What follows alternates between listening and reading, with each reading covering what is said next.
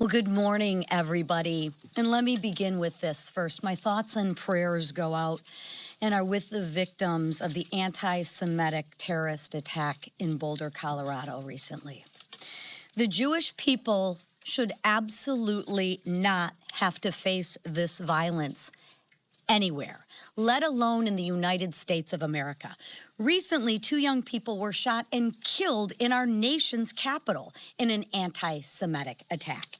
And if that wasn't enough, Holocaust survivors are now actually being burned alive. This is the outcome of everyone not condemning anti-Semitism everywhere, especially on our college campuses, which have become a breeding ground for vile hatred. And failing to condemn these acts are the same as enabling these acts. And the lack of consequences for those failing to condemn these acts has resulted in Jewish people dying. Let me be clear on that. Things have got to change. Otherwise, I hate to say it, buckle up, because that's not the last attack that we've seen. And we haven't seen the last attack on college campuses, synagogues, or communities coming to a place in your community. This type of anti-Semitic behavior needs to be dealt with, and it needs to be dealt with swiftly. And everyone, I'm going to repeat, needs to condemn this. And what makes the attack in Boulder even worse is that it was committed by an illegal alien. Wow, that's a shocker. Who could have predicted that? And I hate to say it, he might not be the only one plotting an attack. Why? Because under Biden, he let in tens of millions of illegal aliens. So the risk is even greater. Folks, this is a serious situation that we need to begin to deal with, and deal with it swiftly. And that's why the Senate must pass the one big, beautiful bill. Congress must give our law enforcement officers the resource they need to detain and deport violent, illegal criminals. Given this shocking news, Democrats spent Memorial Day in El Salvador honoring and remembering MS-13, instead of here in our country honoring Americans who actually paid the ultimate sacrifice. I mean, honestly, what's next? Is a Democrat going to fly to Boulder to visit the illegal who burned Jews alive? Is that what's next for the Democratic Party? The contrast between Republicans and Democrats couldn't be more clear. Democrats stand with illegals. House Republicans stand with the American people. Democrats voted to raise taxes on hardworking Americans when not one Democrat voted for the big, beautiful bill. House Republicans, on the other hand, voted to avoid the largest tax increase in history. Democrats want your small businesses to close and for you to lose your jobs. House Republicans want Main Street to thrive and survive and flourish. When we passed the One Big Beautiful Act, we kept our promises. Despite constant doubt, now we urge our colleagues in the Senate to pass this transformational legislation. The American people can't wait any longer. This is a critical piece of history that we must get done. Now, I want to turn it over to Rep. Mark Mesmer of Indiana, a member of the House Education and Workforce Committee, Armed Services, and Agriculture Committee. Thank you. Thank you to House leadership for inviting me here to speak on the incredible success of the One Big Beautiful Bill. House Republicans are committed to delivering the golden age President Trump promised the American people when he ran for office. The reality is, because of the great investigatory work of DOGE and the Trump administration have made public, and our Agriculture Committee work in the House, there's actually far more fraud, waste, and abuse present in federal spending than anyone imagined. What has been uncovered is appalling. The One Big Beautiful Bill controls the growth of federal spending on SNAP and restores integrity to the bipartisan work requirements passed decades ago protecting the SNAP program for those who truly need it. For the first time ever, the bill holds states accountable for inaccurate benefit payments. I believe our work marks a new era of efficiency and fairness by encouraging modest state contributions. I'm proud to say that the language passed on the House floor also includes historic investments in conservation to support the best stewards of our land, the American farmer. The bill refuses to neglect rural America. With incredible improvements to the farm safety net, our farmers will be supported as they bring healthy, safe, and affordable food to the kitchen tables of Americans. What we passed in the House is both a lifeline to those who need it most and a promise to the American farmer that we cannot and will not take lightly the importance of their hard-earned contributions to our nation. Thank you. Thanks, Mark. On Sunday afternoon, we witnessed yet another horrific anti-Semitic terrorist attack on U.S. soil. While a peaceful group marched to call for the release of innocent hostages held by Hamas, an evil man launched a well-thought-out, deliberate attack intending to kill, quote, all Zionist people, end quote.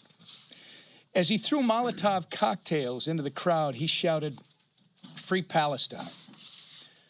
As you've already heard, we need to be clear about this. The violence we are seeing against the Jewish community here in America is a direct result of the left's refusal to condemn and combat anti-Semitism. Sadly, this evil ideology has not only been tolerated by the left, it has been encouraged and enabled. When rampant anti-Semitic behavior exploded on college campuses in the wake of October 7th, Joe Biden and the Democrats refused to hold these universities accountable. Even sitting Democrat members of Congress regurgitated talking points from Hamas terrorists and normalized riots that do the same. It's unacceptable. To add insult to injury, the Colorado terrorist was, again, an illegal alien who was allowed in the United States by the Biden administration. For 4 years, Joe Biden and the Democrats failed open border policies, welcomed unknown members of potential terrorists into our nation, setting the stage for scenarios like the one that we saw this week. By letting millions of unvetted illegal aliens into our communities, the Biden administration left a national security mess, and the Trump administration is racing to clean it up. Border security and deportation efforts are urgent. Lives are at stake. Our One Big Beautiful Bill strengthens these efforts by providing additional funding for more deportations, more Border Patrol agents, and more border wall. We're going to continue to work with the Senate to get this done for the American people. And as we've said every week since we started this march, failure is not an option. The safety of our communities depends on it. With that, I turn it over to our leader. Thank you, Whip. We all mourn those who were the victims of these attacks here in Washington, D.C., as well as in Boulder, Colorado. And it just unfortunately highlights this continued anti-Semitism we've seen around the country. Last week, I met with Jewish leaders, and they're understandably concerned about this trend that keeps going on. It's been going on for years. You go back to October 7th, and ever since then, it's been a growing equivocation between almost trying to equivocate what the people who attacked and murdered Jews in Israel and Americans and kept hostages.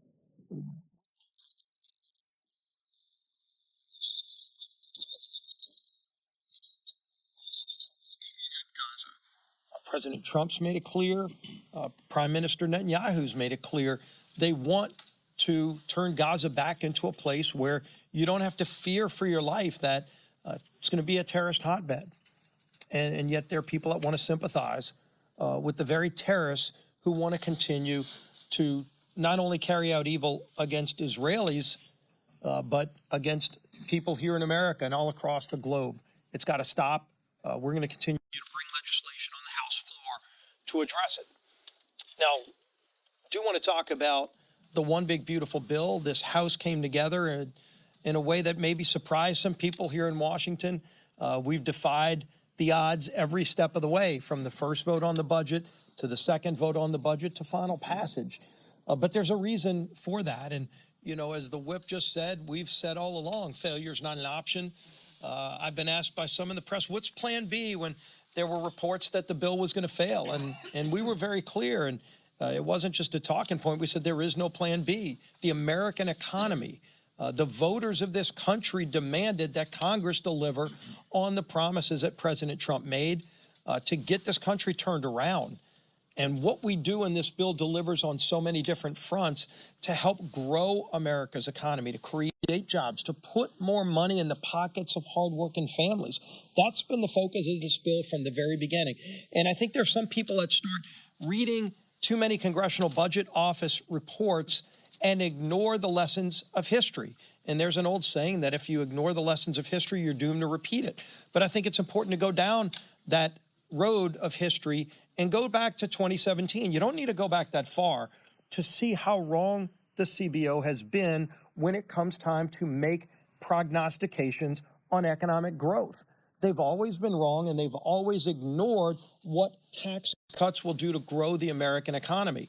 In 2017, when we started this process, when President Trump came in and said, we're going to make America competitive again, we were at a 35% corporate rate, and we were losing jobs all across the globe. Every month you'd see a great American company move to a foreign country, and they would take the jobs along with them. Millions of jobs were leaving America. They were called inversions. You don't maybe know that term as well anymore because we haven't had an inversion since we passed TCJA in 2017. But if you go back, look at what CBO said about that bill. They said it would cost a decrease in revenue to the tune of $1.5 trillion. $1.5 trillion. Now, you go look at the numbers, they were off by more than $1.5 trillion. Because what they left out of that report, just like they're leaving it out again, CBO's making the same mistakes, they ignore economic growth. What we saw in 2017 when we cut taxes is that businesses started growing. They started giving pay raises to their workers. They hired millions more people. Unemployment went virtually to zero. Inflation dropped dramatically. People had more money in their pockets because wages were up. And all of those things produced more money for the American Treasury. It all happened, and yet CBO failed to recognize that. And they're making the same mistake again. And anybody who repeats CBO's analysis is also making those same mistakes. If you ignore the growth that will come with keeping tax rates low, with helping businesses invest more in their workers, giving pay raises, putting more money in the pockets of waiters and waitresses, overtime workers not having to pay taxes on overtime, bonus depreciation, immediate expensing, all the things that will generate economic growth and ultimately put more money in the pockets of workers and send more money up to the federal treasury here in Washington. CBO missed all of that in 2017, and they're missing it again this time. That's the only way they come to a conclusion that it would increase the deficit. This bill will actually reduce the deficit if you recognize the historical economic growth that has always been there. To say you're going to get 1.8% growth, at a minimum, we think you can get 2.5% to 4% growth. Scott Bessent, the Treasury Secretary, says over 4% economic growth. So I get that, we've got to play by the rules of the referee. But the referee's been wrong. We got a referee that tries to sack our quarterback a lot. And yet we still manage to play by those rules and deliver for the American people. Because when this bill is passed and signed into law, hopefully by July 4th, when the Senate does their work, you're going to see economic growth in this country like we haven't seen in generations, meaning more pay in the pockets of workers, and you're going to see more Treasury money coming in because of the growth in the American economy. It's happened before, and it will happen again. We just need to keep moving forward, and the Senate's got the bill now, and I'm confident they're going to move it on and ultimately back to us, to the president's desk. And finally, you saw yesterday, the White House sent the rescissions package. This is the first maybe of many. We are now putting that in bill format. We'll file that bill hopefully by tomorrow and then bring it up to the floor quickly and get rid of more waste, fraud, and abuse in the federal government. This will deal with, obviously, the abuses we all saw at USAID, NPR, and public broadcasting. So those are the things that are going to be in this rescissions package. We're going to continue working with President Trump to root out waste, fraud, and abuse and get the American economy turning around again. And the person who's leading that charge is our Speaker, Mike Johnson. Thank you. Rarely do I get to raise the podium, so let me do this for a second. Great to see you all this morning.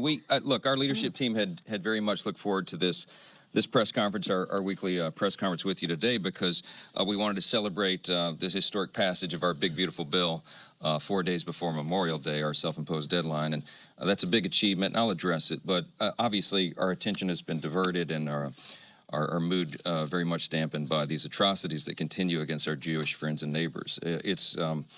It's really something that's been discussed already this morning, but this attack over the weekend was actually the second time in 3 weeks that our country's witnessed these horrific acts of anti-Semitic terror here on American soil. And it was just, of course, a few miles down the road, 2 Israeli embassy staffers, a young couple who had planned to wed soon, were senselessly gunned down on the street. And the killer said, when they asked him what his motivation was, he said, quote, he did it for Palestine. This weekend, an Egyptian terrorist in Boulder, Colorado, Mohammed Soleiman, lit at least 12 Jewish people on fire. They were at a parade, an event there. He told police he wanted to kill every single one of them. And you know what he said? When he yelled out during the attack, he said, free Palestine. We also can't forget that in April, the terrorists burned the governor's mansion in Pennsylvania, attempting to kill Jewish Governor Josh Shapiro and his sleeping family inside. The search warrants found that the terrorists targeted Shapiro because of, quote, perceived injustices against Palestine. There's a theme here. Why would terrorists target a young innocent couple or peaceful protesters or the governor of an American state with no jurisdiction over a war that's happening 5,000 miles away? Because it isn't about Palestine. It isn't about Gaza. It isn't about any particular conflict. It's because these people want a complete and total extermination of the Jewish people. And there is a targeted left-wing anti-Semitic terror movement on the rise in America. And we have to address this first and foremost. Members of this institution and the media have a moral obligation to call this out. We do not equivocate, as the leader said. We do not both sides this issue at all. This is very clear. It's light versus darkness. It is an evil that we are confronting. And we'll continue to call it out, and the Trump administration and Attorney General Pam Bondi and FBI Director Kash Patel will continue to pursue these anti-Semitic threats and actions against the Jewish people on our soil and to bring these violent criminals to justice. And we will speak with moral clarity, and we will demand the same of all of our colleagues in both parties to do that, and I hope they will. According to DHS, Solomon, this criminal, this violent, sick individual that did this stuff over the weekend, applied for a tourist visa in 2022. He applied for asylum. He's been living in the U.S. on an expired visa since March of 2023. If you apply Democrat logic to this case, Solomon was one of their constituents, as they say, and under their framing, he was just a Colorado man, right? But when you see Democrats ramping up attacks on ICE agents and storming ICE detention facilities and calling for the dismantlement of ICE, just know that this is who they're defending. This is the result. Fortunately, President Trump has quickly slammed the border shut by simply enforcing existing law, but this administration needs the resources to detain and process and deport the millions of dangerous illegals who President Biden welcomed into the country. And this is why we need the one big beautiful bill. One of the many reasons for President Trump's desk as quickly as possible to sign into law, because it, among the other features in the bill, it includes $45 billion to expand ICE detention capacity, $1 billion to hire 200 immigration judges and to expand immigration courtroom space. There's $1 billion in there to hire 2,700 new ICE Office of Principal Legal Advisor attorneys to expedite removal proceedings, and $14 billion for air and ground transportation sufficient to support at least 1 million removals per year. We need to go find the other Solomons and get them out of America, and that's what this bill will do. We got to get it signed into law as soon as possible. Yesterday, the House, changing subjects here, the House did receive the rescissions package from the White House, and we were happy to receive it. It's going to claw back $9.4 billion wasteful spending. 8.3 of that is in the foreign aid, USAID abuses area, and $1.1 billion from the Corporation for Public Broadcasting. These are common sense cuts, and the American people are behind them. I'll tell you why. Just in the Corporation for Public Broadcasting space, don't forget, the NPR refused to cover the Hunter Biden laptop story. They repeatedly insisted that COVID-19 did not originate in a lab, and they ran stories defending looting during the Summer of Love, if you remember all that.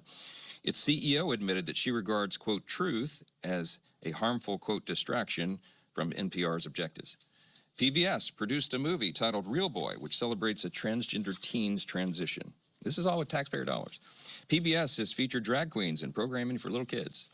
There is no reason for any media organization to be singled out to receive federal funds. We're in a different era now, especially those that appear to have so little regard for the truth. On the foreign aid front, we're cutting things like $6 million for net zero cities in Mexico, $4 million for sedentary migrants in Colombia, whatever that means, $3 million for Iraqi Sesame Street, $2 million for teaching young children how to make environmentally friendly reproductive health decisions. We're not making this stuff up. $1 million for voter ID in Haiti, while they oppose voter ID here. This rescissions package is the manifestation of the DOGE effort, which has transformed the way American people view government, and it's going to ultimately ensure greater accountability in government going forward. In addition to codifying the work of Elon Musk and DOGE this week, the House will continue to codify the president's executive orders. We've got 3 of those on the floor this week. The list real quick, Representative Beth Van Dyne's American Entrepreneurs Act ensures taxpayer-funded loans go only to Americans, codifying President Trump's executive order to end taxpayer-subsidized open borders. Representative Brad Finstead's Save SBA from Sanctuary Cities Act moves SBA offices out of sanctuary cities and into non-sanctuary municipalities, and it will codify President Trump's executive order to protect American communities from criminal aliens. And the last one this week is Representative Rob Bresnahan's CEASE Act, which aligns with recent action taken by the Small Business Administration to restore oversight capabilities to the SBA by limiting the number of for-profit small business lending companies. These are common sense provisions. They deserve to be signed into law, and this is a continuing series of things that we've signed into law, executive orders. There are many more to come, and you'll see the House continue that effort in earnest this week. Let me take a few questions. I can guess what they'll be. Chad. How can you explain the fact that Republicans voted for this interim spending bill back in March, greenlighting this money, and 2-3 months later, then you want to take back that money? That seems inconsistent. Well, if you're talking about, for example, this USAID money and this kind of stuff, That was approved in the CR back in... Yeah, it was. And here's the point. It's a critical point. When I met with Elon in his office back in early February, he had just gotten into it. They were just uncovering the USAID abuses. And they went after USAID first for their review, their audits, because USAID screamed the loudest, opposed the loudest of this accountability measure. And so they effectively put, the scrutiny target on their own backs. And Elon and I were in his office late one night. We were talking about this, and I said he had finished USAID. They were just starting on Social Security. And he was finding all these abuses, and we were talking, and he and I were getting increasingly excited together about this new era of accountability, and it occurred to me we were excited for different reasons. And I said, Elon, you're excited because you're looking at this as a data analyst and a scientist, and I'm looking at it as a constitutional law attorney and a legislator and his novice historian, right? But, this is about more than saving money. This is about restoring the framers' original vision for the Constitution. The framers of our magnificent form of government, our matchless Constitution, what they envisioned, and in fact what they designed, was a small, lean federal government. They wanted most of the power reserved for the states, for the people at a local level, the closer to the people, because there's more accountability and efficiency. And so the DOGE effort overall, what it does is it restores the framers' vision, because what Elon was able to do, what he's been able to do, what DOGE is able to do, its lasting legacy, is they cracked the code. They got inside the belly of the beast. He was inside the bureaucracy of the agencies with his algorithms, crawling, finding all the irregularities and the abuses. He did something we had never been able to do before, Chad, not as long as I've been in Congress in 9 years, and not for decades. I told Elon that night, I said, you're doing something that we were not capable of doing. We've tried to perform our oversight responsibility, but Congress has not been able to get the things that to uncover the abuses that you found. We didn't know we were funding transgender operas in Peru, obviously, right?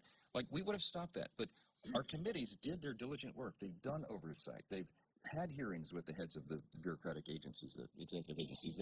Subpoenas have been issued. But never did they turn over this level of data and this level of detail. It was unknowable to us until now.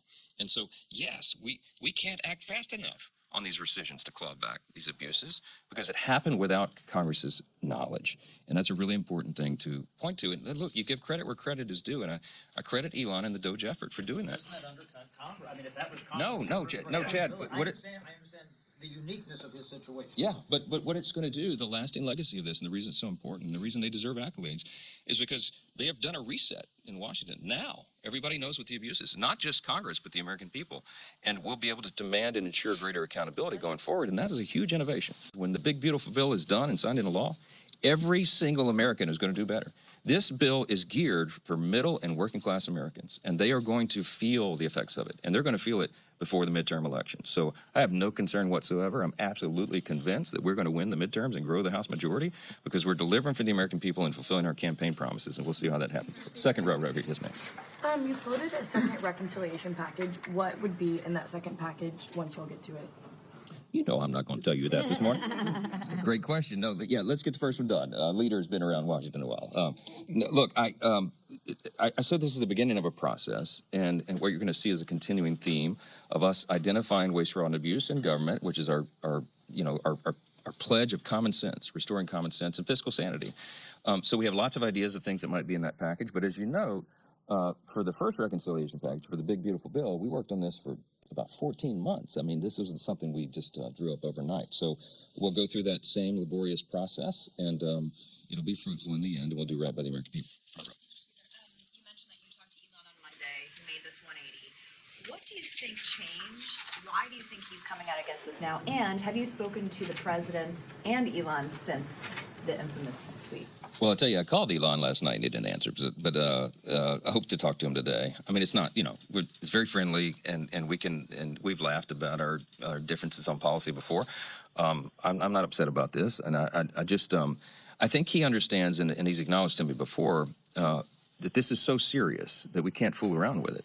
I mean, the debt cliff is approaching very quickly, right? All the things that are in this bill are so important for the U.S. economy. It's going to be jet fuel for the U.S. economy. All boats are going to rise, and the sooner we do that, the better, and the risk of not getting it done is enormous, not just for the Republican Party, but for the country. We got to do this. We're going to have the largest tax increase in U.S. history at the end of the year if we fail, and all the other calamities that we've talked about. So we've got to get it done, and I think Elon understands the weight of that, and I hope he comes around. I'd love to talk to him this week and hope he calls back today. I talked to President Trump, all the time, multiple times a day. Obviously, we've talked about this. He's, as you know, he's not delighted that Elon did a 180 on that, but. Look, I don't know what happened in 24 hours. Everybody can draw their own conclusions about that, okay? But I look forward to talking to my friend about it again, and I'm not upset about it, all right? Yeah. Olivia. You brought up EV mandates when you were talking about Musk previously. Is that what you think is his motivation for opposing the bill? Manu brought up EV mandates, not me, okay? and I said that everybody can draw their own conclusions about that. Look, I don't subscribe motive to anybody. I try not to do that. It's a good way to live. I just believe that we got to do the right thing by way of policy, and I hope everybody understands. They might not think the bill is perfect in some respect. I mean, a bill that's 1,100 pages long and covers every area of policy and the budget that ours does. Very few people are going to say that's a perfect piece of legislation. But I hope everybody will evaluate that in both parties and everybody. And recognize, wow, the benefits of this far outweigh anything that I don't like about it. And that's why we're excited about it. And I hope our mood is not dampened next time we're together, because we're going to celebrate this thing, getting it over the line by July 4th. Thank y'all. Appreciate it.